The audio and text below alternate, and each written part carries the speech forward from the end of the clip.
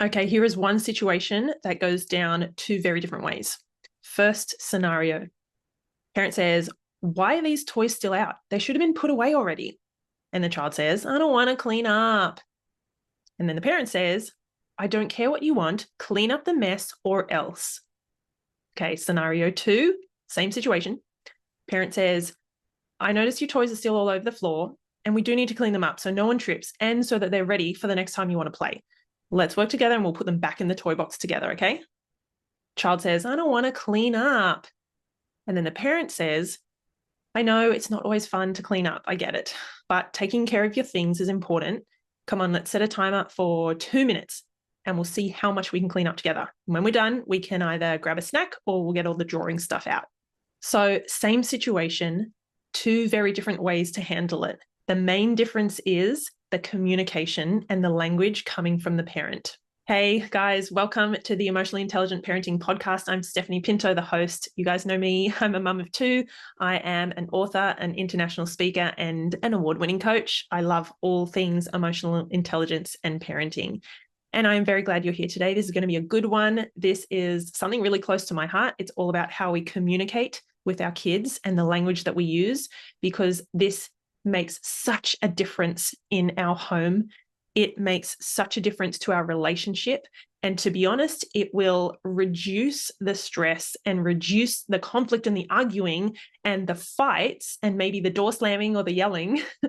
Because if we are communicating with our kids in the right way from the get-go, then we mitigate a lot of that stuff. So this is something that I'm really passionate about because many of you may know I was a speech pathologist in my previous life. So I was a speechy for about 10 years before I moved into this emotional intelligence stuff, which now I love. But I'm really glad that that communication background filters in to everything I talk about and write about in terms of emotionally intelligent parenting. And you're going to see why today. So before we begin, I do want to acknowledge the Darug Nation, who are the traditional custodians of the land on which I live, work, and record this podcast. I pay my respects to all First Nations people, elders, and ancestors, and I acknowledge that sovereignty was never ceded, and I stand in solidarity towards a shared future. Okay, so let's jump into the episode. So as I mentioned, I have a speech pathologist background, and what I found in that work was that the clearer and more consciously I communicated with not only my own kids, but the kids in my practice, I found that they understood me better. They were more cooperative. Communication, that back and forth just flowed. And in general, my sessions with kids and my life with my kids at home, like all of that just started to really flow a lot easier. There was less misunderstanding, less like difficulties and arguing and things like that. So it is something I really want to share with you guys today and kind of get you to reflect on a little bit, maybe in terms of how you were raised and how your parents communicated with you. And also, of course, how you're now communicating with your kids and the language that you're using. Because a lot of this stuff is really unconscious. Like we're not doing it intentionally. We're just so busy or we're stressed or, we just don't think. So first off, I want you to think about the people that you get along with really well. Maybe you have a really good friend or sister or brother or, someone in your circle that things just flow really well with. You enjoy being around them. I bet that you guys communicate pretty well together. I bet that you have probably few awkward or confusing moments where you're like, oh no, like that didn't work, or he didn't get what I meant, or, oh, this is a train wreck. You probably have few of those because you flow really well, right? You get them, they get you, and you guys have found your groove. Okay, so things just flow. It's really good. When we think about people who don't communicate like that, most of the time, they're people that we find it really hard to be around and we don't click with them and maybe we don't get along with them. So I'm going to put that on pause for a second, because it's just good to think about who you're already surrounding yourselves with and why. Why do you like them? I want to talk a little bit now about why do we, I want to say, suck at communicating with our kids a lot of the time. Not always, but sometimes. Why are we not so clear and conscious and productive in our communication? Are we just being lazy? I don't know. Like, I don't want to say that. I don't think we are. I think there's a lot more reasons behind why sometimes we're a bit dismissive or we're a bit offhand or we're a bit rushed or, maybe sometimes we're a bit too controlling or strict or authoritarian. Anyway, we'll get into all that. I do think now we are very busy and we are generally very stressed as well. There is a lot going on. I also think that sometimes we don't really think it matters how we speak to our kids. We're not that intentional about it. We have bigger things on our plate, so to speak.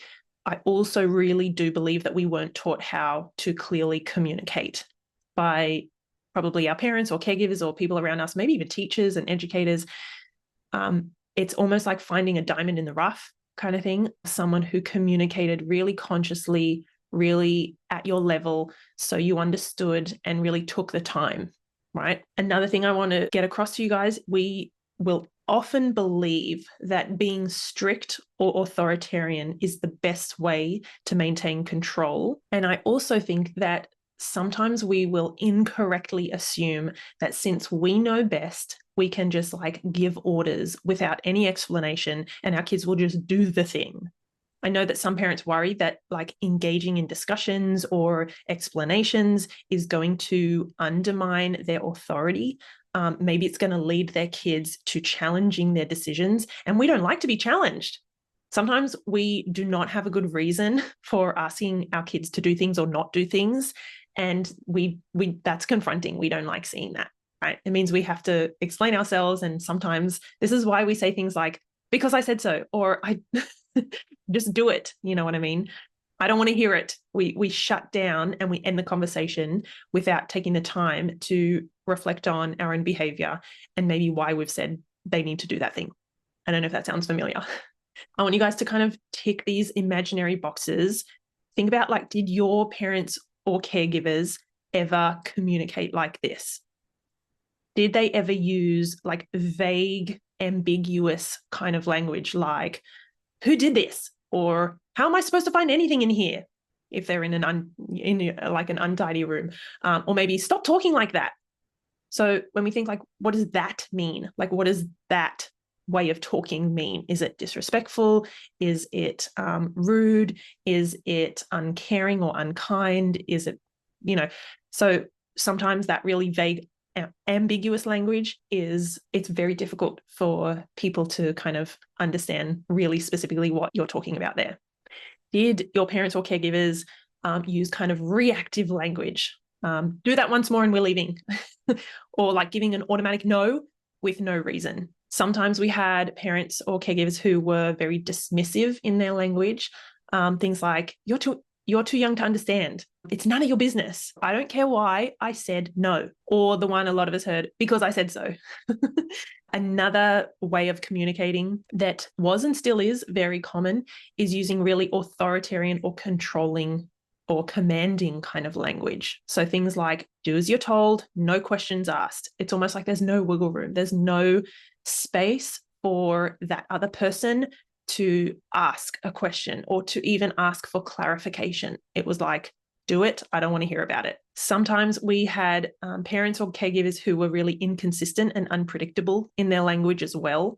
So they may have been changing the rules or the boundaries. You know that saying of like the goalposts keep changing. Sometimes rules were enforced, other times they were flexible or parents let them go, right? So that is also really hard for kids to understand, like what is going on, where are the goalposts, and is this okay or is this not? Yesterday it was, or dad said it is. Like that's really hard for kids to get their head around. The last one is disrespectful language. So things like, rub some dirt in it. Does it look like I care? I don't have time for this.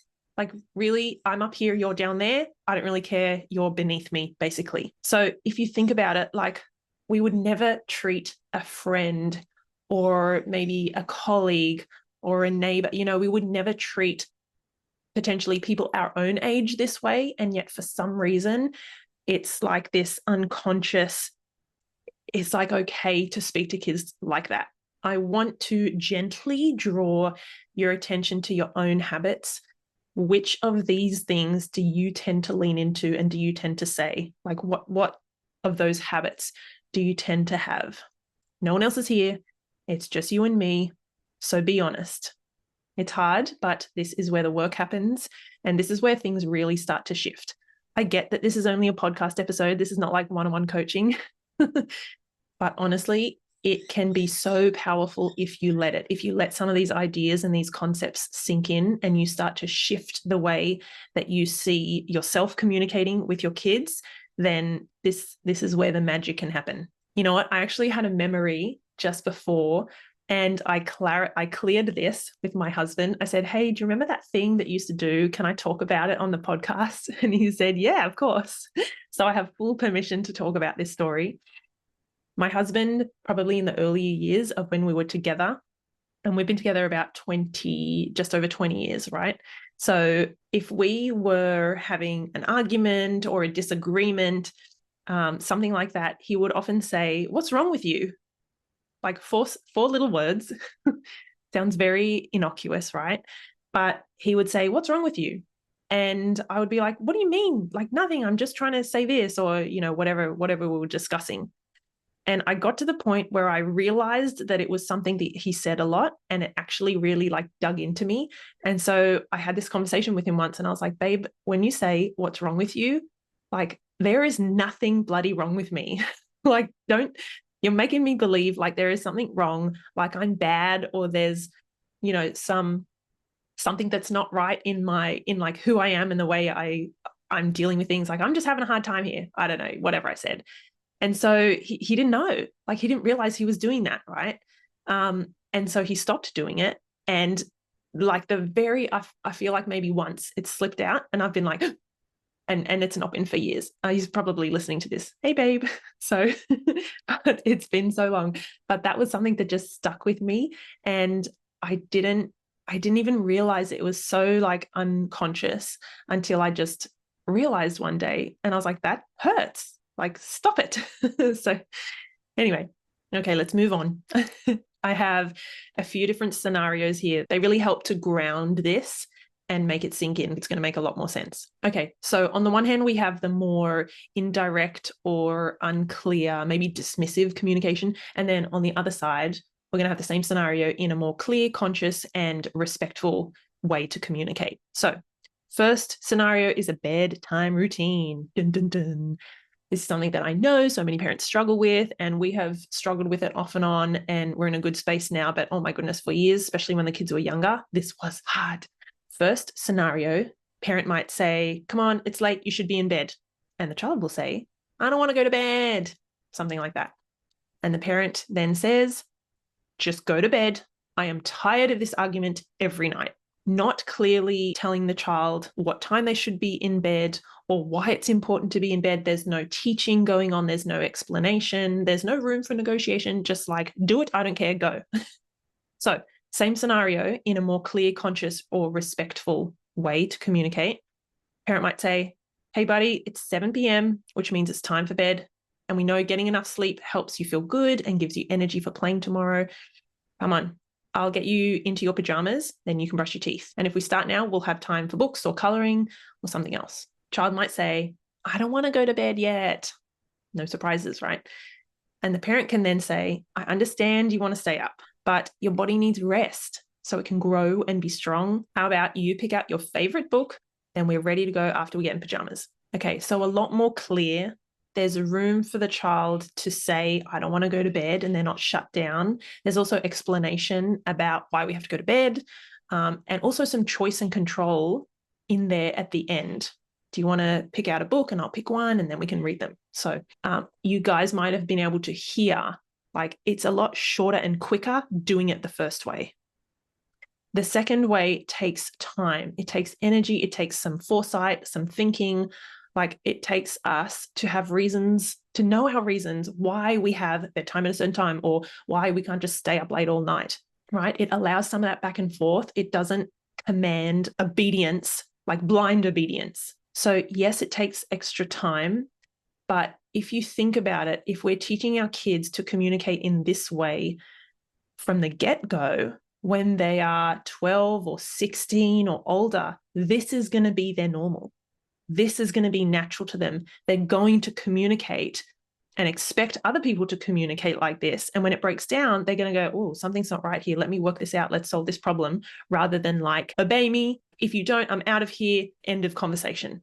Okay, so let's go through a second scenario, cleaning up toys. first way, so the more indirect or unclear, maybe dismissive kind of way to communicate, parent might say, hey, why are these toys still out? They should have been put away already.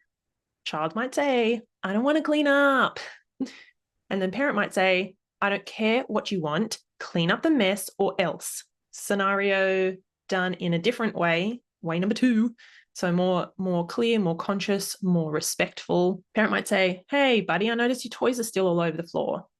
We do need to clean them up so no one trips and so they're ready for next time you want to play. Come on, let's work together. We'll put them back in the toy box. The child might say, I don't want to clean up. And then the parent can say something like, I know it's not always fun to clean up, but taking care of your things is important. Come on, let's set a time for 2 minutes and we'll see how much we can clean up together. When we're done, we'll go and have a snack, or we can get all the drawing stuff out. Come on, let's go. Again, there's room for that negotiation. There's a room for him or her to complain. That's not shut down. It's validated. And then it's like working with the child and explaining why we need to do the thing. And we're getting in there and helping them, right? We're a team rather than adversaries. Okay, third one, handling a tantrum or maybe a soon-to-be meltdown. A parent might say, stop that right now. What is wrong with you? There's that, what's wrong with you again. And the child might say, I want more iPad, or I want more screen time. And the parent might just say, you've had enough. I don't want to hear it. Lazy.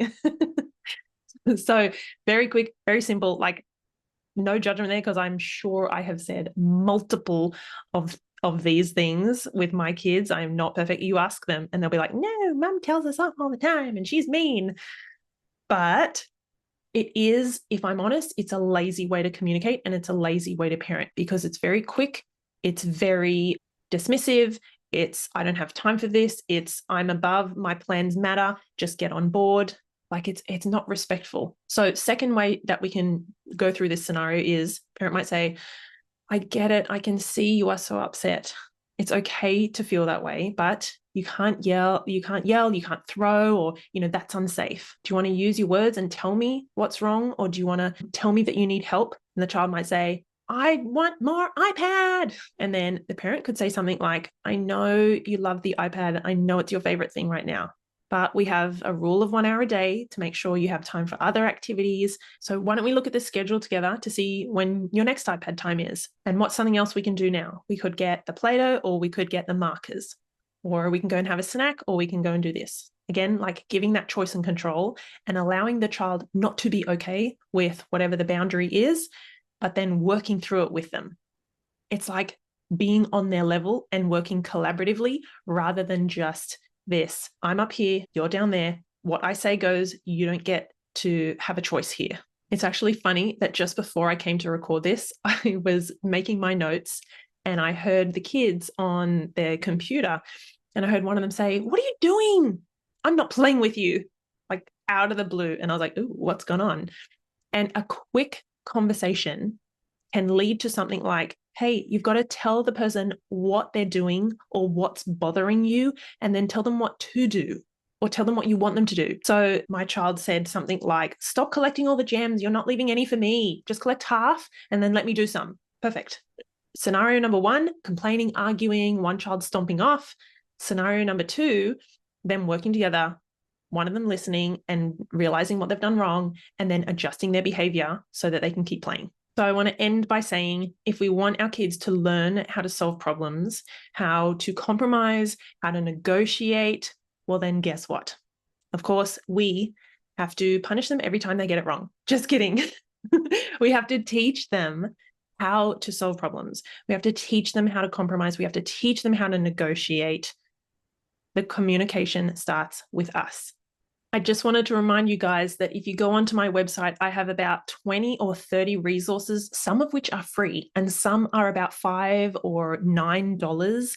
I have the emotional intelligence quiz for parents, so you can go in and find out what your EQ is, so to speak, how emotionally intelligent you are and your kids, and where some growth areas are.